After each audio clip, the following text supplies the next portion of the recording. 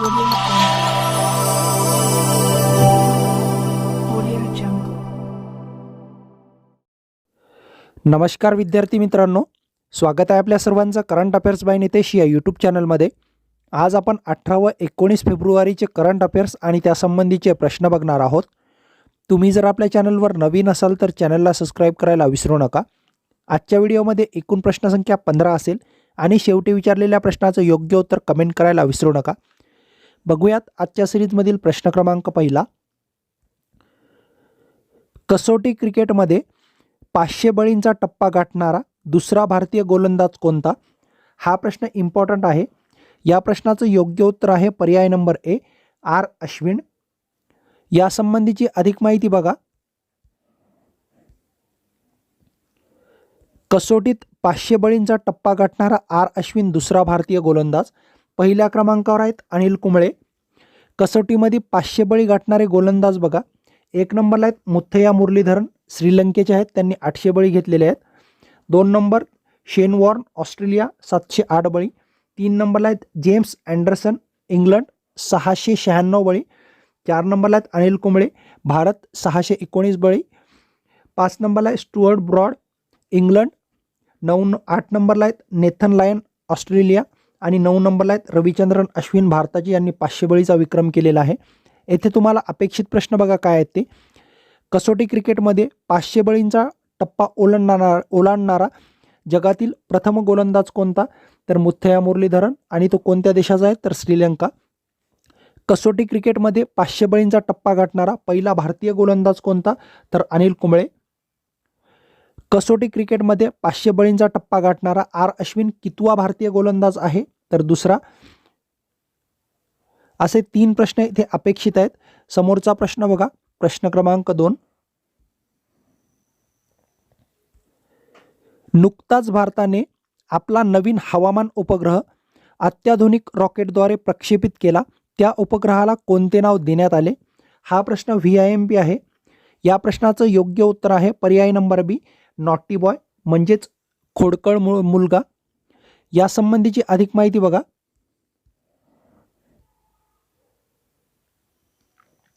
Naughty boy हा इस्रोचा हवामान उपग्रह आहे। दोन्ही गोष्टी लक्षात ठेवा की तो कोणता उपग्रह आहे? तर हवामान उपग्रह, आणि कोणाचा आहे? तर इस्रोचा। प्रक्षेपण केलेलं आहे PSLV, ठिकाण आहे Sriharikota, Andhra Pradesh.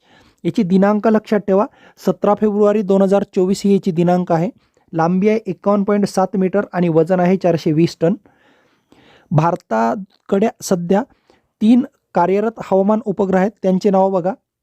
INSAT 3D, INSAT 3RD, Oceansat, आणि आत्ता नुकताच जो चौथा हवामान उपग्रह आहे इस्रोचा, त्याचं नाव आहे नॉटी बॉय। येथे तुम्हाला अपेक्षित प्रश्न बघा।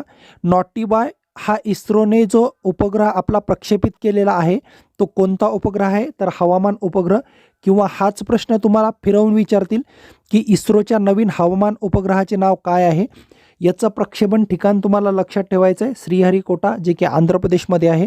सोबतच दिनांक लक्षात ठेवा, कोणत्या तारखेला या उपग्रहाचं प्रक्षेपण करण्यात आलं अशी तारीख तुम्हाला विचारतील, किंवा यावर एक मल्टीलाईन स्वरूपाचा क्वेश्चन येऊ शकतो। खाली बघा, भारताकडे सध्या किती कार्यरत हवामान उपग्रह आहेत? तर 3। यांचे नावं पण लक्षात ठेवा तुम्ही। समोरचा प्रश्न बघा, प्रश्न क्रमांक 3। खालीलपैकी कोणत्या भाषेला अद्याप अभिजात भाषेचा दर्जा दिलेला नाही?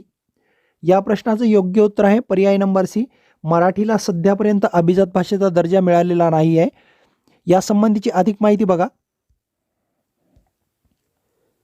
मराठी भाषेला अभिजात भाषेचा दर्जा मिळावा यासाठी 2012 मध्ये रंगनाथ पठारे यांच्या अध्यक्षतेखाली एक समिती स्थापन करण्यात आली होती।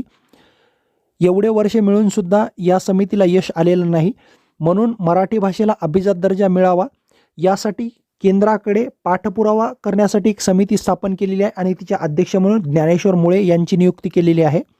सध्या भारतामध्ये 6 भाषांना अभिजात भाषेचा दर्जा दिलेला आहे। त्या 6 भाषा बघा। 1 नंबरला आहे Tamil, 2 number Sanskrit, 3 number Kannada, 4 number Telugu, 5 number Malayalam आणि 6 नंबरला ओडिया या भाषेचा क्रमांक लागतो। या दोन्ही समित्या तुम्हाला लक्षात ठेवायच्या आहे। खास करून ज्ञानेश्वर मुळे ही समिती तुम्हाला लक्षात ठेवा, कारण तुम्हाला असा प्रश्न येऊ शकतो की मराठी भाषेला अभिजात भाषेचा दर्जा मिळावा यासाठी केंद्र सरकारकडे पाठपुरावा करण्यासाठी कोणाच्या अध्यक्षतेखाली समिती स्थापन करण्यात आलेली आहे, तर त्याचा आन्सर असेल ज्ञानेश्वर मुळे. नेक्स्ट प्रश्न बघा, प्रश्न क्रमांक 4. अखिल भारतीय मराठी शेतकरी साहित्य संमेलन कोणत्या जिल्ह्यात आयोजित करण्यात आले? हा प्रश्न पण इम्पॉर्टंट आहे. या प्रश्नाचं योग्य उत्तर आहे पर्याय नंबर डी, नाशिक. यासंबंधीची अधिक माहिती बघा. अखिल भारतीय मराठी शेतकरी साहित्य संमेलन, आवृत्ती आहे 11वी, ठिकाण आहे मोहाडी, दिंडोरी, नाशिक. दिनांक 4 ते 5 मार्च 2024ला या साहित्य संमेलनाचे आयोजन करण्यात येणार आहे. अध्यक्ष आहेत भानू काळे, जे की ज्येष्ठ साहित्यिक आहेत, आणि उद्घाटन करणार आहेत अभिनेते नाना पाटेकर. स्वागत अध्यक्ष म्हणून विलास शिंदे यांची नियुक्ती करण्यात आलेली आहे. इथे तुम्हाला अपेक्षित प्रश्न बघा, 11वे अखिल भारतीय मराठी शेतकरी साहित्य संमेलन कोणत्या ठिकाणी आयोजित करण्यात आले? अखिल भारतीय मराठी शेतकरी साहित्य संमेलनाचे अध्यक्ष म्हणून कोणाची नियुक्ती करण्यात आली? अखिल भारतीय मराठी शेतकरी साहित्य संमेलनाचे उद्घाटन कोणाच्या हस्ते करण्यात आले? आणि याचे स्वागताध्यक्ष म्हणून कोणाची नियुक्ती करण्यात आली? असे 4 प्रश्न इथे अपेक्षित आहेत. समोरचा प्रश्न बघा, प्रश्न क्रमांक 5. पहिल्या डिजिटल इंडिया फ्युचर स्किल समिटचे आयोजन कोठे करण्यात आले? हा प्रश्न VIMP आहे. या प्रश्नाचं योग्य उत्तर आहे पर्याय नंबर ए, गुवाहाटी, आसाम. समोर बघा आता, digital India future skill summit, ठिकाण आहे गुवाहाटी, आसाम. दिनांक 15 फेब्रुवारी 2024ला या समिटचं आयोजन करण्यात आलं होतं आणि याची पहिलीच आवृत्ती आहे, त्याच्यामुळे महत्त्वाची आहे. उद्घाटन केले राजीव चंद्रशेखर यांनी. आयोजन कोण केलं ते पण लक्षात असू द्या. इलेक्ट्रॉनिक्स आणि माहिती तंत्रज्ञान मंत्रालय व national institute of electronics and information technology यांनी याचं आयोजन केलेलं आहे. येथे तुम्हाला 2 ते 3 प्रश्न अपेक्षित आहेत. एक म्हणजे digital India future skill summit कोणत्या ठिकाणी आयोजित करण्यात आले, याची आवृत्ती कितवी होती आणि याचं उद्घाटन कोणी केलं. आणि जर डिफिकल्ट प्रश्न असेल तर याच्या आयोजकावर एक प्रश्न येऊ शकतो, पण हा खूप डिफिकल्ट असेल, याच्यावर येण्याचे चान्सेस कमी आहेत 4 नंबरच्या यावर.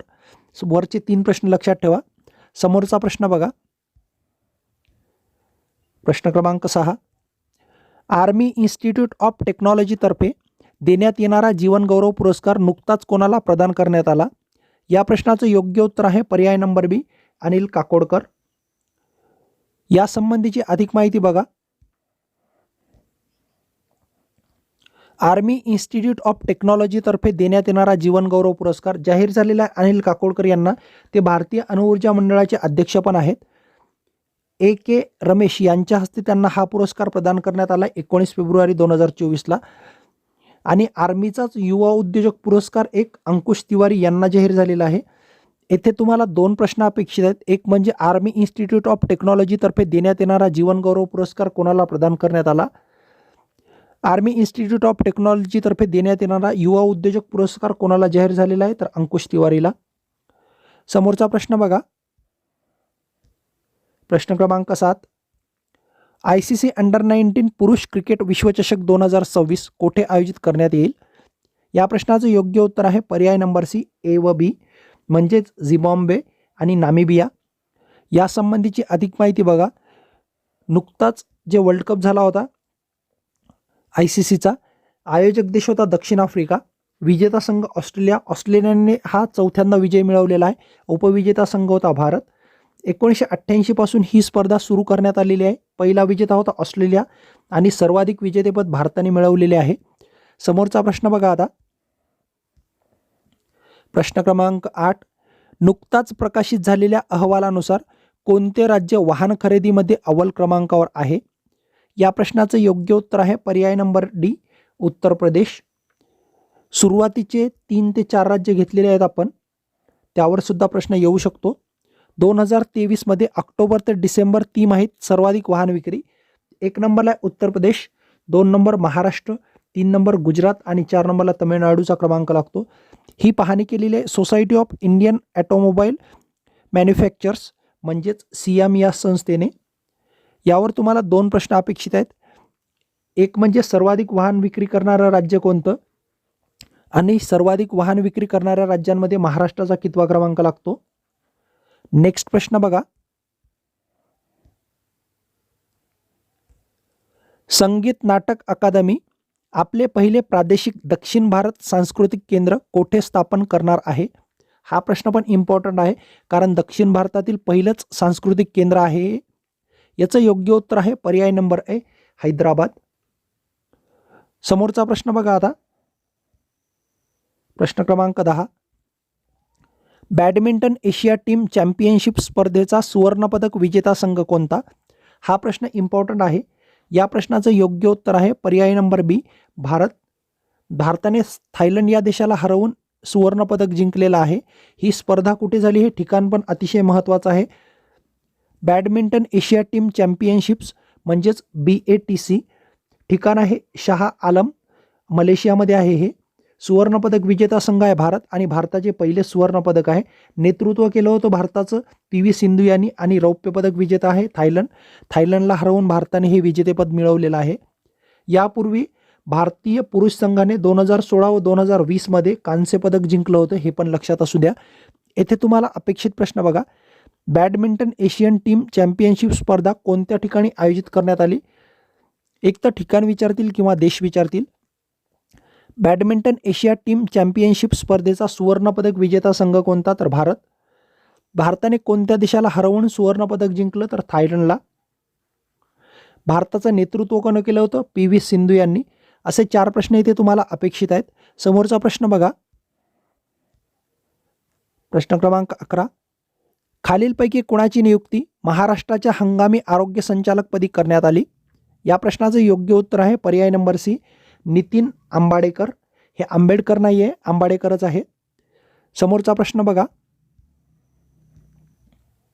प्रश्न क्रमांक 12. नुकताच ICCने 17 वर्षाची बंदी घातलेला क्रिकेटर रिजवान जावदेकर कोणत्या देशाचा खेळाडू आहे. या प्रश्नाचं योग्य उत्तर आहे पर्याय नंबर डी, ब्रिटन या देशाचा. आणि UK क्लब क्रिकेटकडून ते खेळतात, आणि त्यांच्यावर 17 वर्षाची बंदी घातलेली आहे. समोरचा प्रश्न बघा. प्रश्न क्रमांक 13. कोणत्या राज्यात भारतातील पहिली हेलिकॉप्टर आपत्कालीन वैद्यकीय सेवा सुरू करण्यात येणार आहे. हा प्रश्न पण इम्पॉर्टंट आहे. या प्रश्नाचं योग्य उत्तर आहे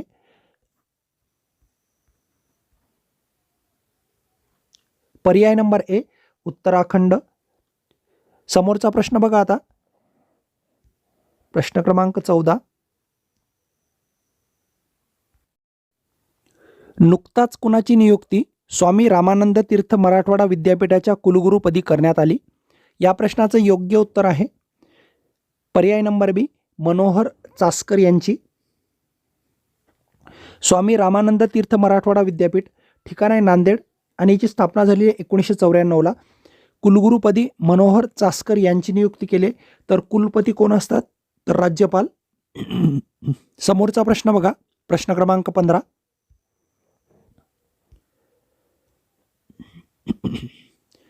कोणत्या राज्याला सर्वोत्कृष्ट TB निर्मूलन कार्यक्रमासाठी केंद्र सरकारचा पुरस्कार जाहीर करण्यात आला.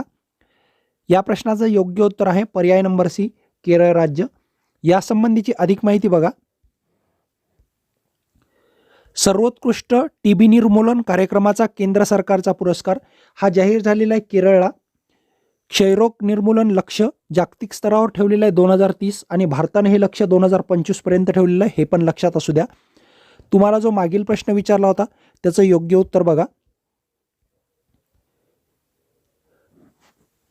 मागे काही दिवस आपल्याला व्हिडिओ टाकणं पॉसिबल झालं नव्हतं, कारण माझी तब्येत ठीक नव्हती. मागील जे राहिलेले प्रश्न आहेत हे मी उद्याच्या व्हिडिओमध्ये सर्व अपलोड करेल, आणि इथून पुढे रोज सकाळी व्हिडिओ अपलोड करण्याचा प्रयत्न करेल. बघा, कालच्या प्रश्नाचं उत्तर. महाराष्ट्रातील पहिले सेफ हाऊस कोणत्या जिल्ह्यात सुरू करण्यात आले. या प्रश्नाचं योग्य उत्तर होतं पर्याय नंबर ए, सातारा. आणि तुमच्यासाठीचा आजचा प्रश्न. खालीलपैकी कोणत्या राज्य विधिमंडळाने एक राष्ट्र एक निवडणूक विरोधात विधिमंडळात ठराव मंजूर केला आहे. याचं योग्य उत्तर कमेंट करून सांगण्याचा प्रयत्न करा. प्रश्न चुकला तरी हरकत नाही. याचं योग्य उत्तर तुम्हाला उद्याच्या सेशनमध्ये सांगण्यात येईल. व्हिडिओ आवडला असेल तर व्हिडिओला लाईक करा. चॅनलवर नवीन असाल तर चॅनलला सबस्क्राईबसुद्धा करू शकता. भेटूयात पुढच्या वेळेस अशाच एका नवीन व्हिडिओसह. तोपर्यंत धन्यवाद.